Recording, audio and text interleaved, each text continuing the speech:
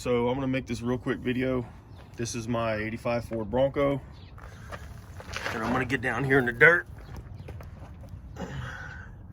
and show you. This is a performance automatic small block 2.6 or 80 mount. I do use the little converter adapter spacers they got, and they haven't beaten the hell out of the flywheel yet. It's probably because I tacked those two little 1/2-inch washers on it and it lined up the converter really good. And as you can see, I do have a little oil leak on the motor. I've been beating the crap out of this thing. But basically what I did was I had the original C6 mount in here. When I had the original mount for the Bronco, it was just a temporary thing.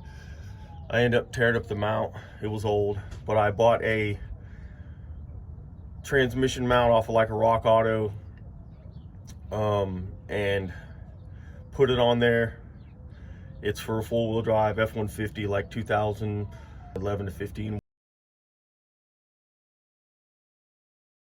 There's the Tom Woods drive shaft. They're the only ones that I found at the time that make this aluminum billet adapter here. So I measured to the flange, told them what I needed. They, and they made the drive shaft and made up for this adapter. But basically my transmission mount, what I did was I made this front piece right here for it. And that's all this is. This is just notch because I didn't want to cut into this plate. But now I've got 1/4-inch steel in case I hit something, right? To protect this transfer case. So I kind of fabricated this, but basically I bolted everything up and then just kind of tacked it and brought it down and then welded it up.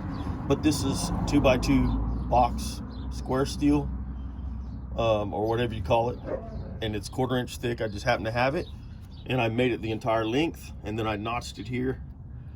Okay, and I'll show you from the back.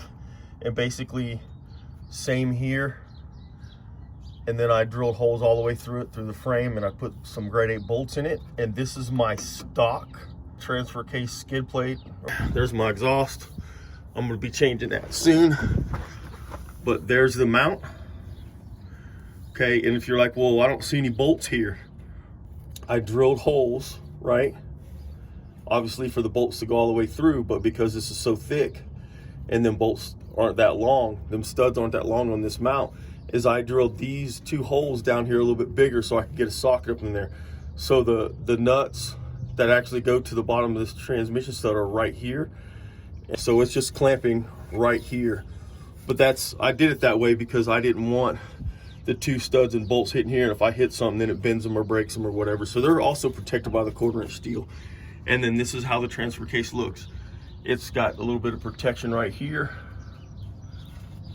right along this, so it's not quite on that original plate. So I didn't have to fabricate another skid plate. I used the original one, and that's basically what it looks like. And also the reason why I did that and I made it a little bit longer was because I'm planning on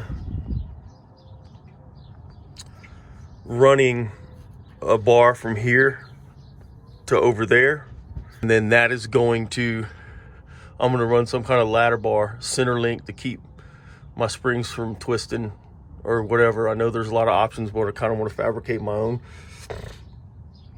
And then I still got to work on this wiring, because this is the wiring that goes to the electronic shift on the fly transfer case buttons and stuff that I got, and they're just kind of tied up right now out of the way. So overall, that's what it looks like. There's probably 1/2 inch in here. Okay, so it's got dirt in it, but that's what it looks like. That's how I mounted it. That's how I made my own transmission mount for it. And like I said, this is just temporary. I just need to wire these up. It does work good though. I'm surprised it held on for that long. See, this right here is where the other mount broke, and it started smacking that. So I could lower it a little bit more to get better drive shaft angle. And there's my drive shaft from Pim Racing, but it's fine. I'm not having any issues right now, and I've got a few videos of me out playing with it. But there it is, just in case you guys wanted to know, guys or gals. All right, there's my fuel line for my Holley Sniper. I routed it from the frame, kept it that way to keep it away from the exhaust. These are the stock transmission lines, the little couplers or adapters or whatever you want to call them, and it goes with the fittings and everything. And I'll show you how to do that. Also the shifter linkage, I did a little bit better. This is my first one. This is my first 6R80, and I had to make my own little bracket here.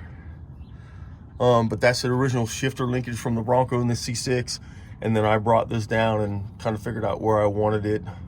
The one I do on my 88 F350 dually with the 460 big block stroke to a 520 looks a little better, but this works good.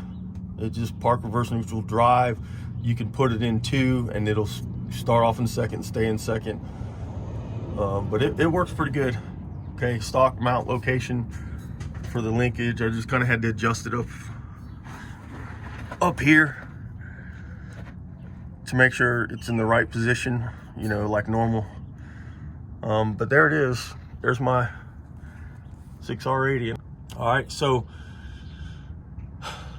if you want to know like what cooler I was running and other stuff like that, then you know, that's in the other video. But here's where the transmission lines start. All right, look at my Bronco intro video. And like I said, I do make another video. I'll post it as soon as I get a chance, to how you can take these. And I made these a long time ago, and I just do recently make another set. But you know, I think the company that was the only company that was making them at the time was like out of stock or it's back ordered, and they were like $100-something. And then, you know, I was trying to hurry up and get this. They make a pretty trick part, but I was just trying to get this thing in and kind of experiment. All right, but that's what I did. All right, so hope that helps somebody. Later.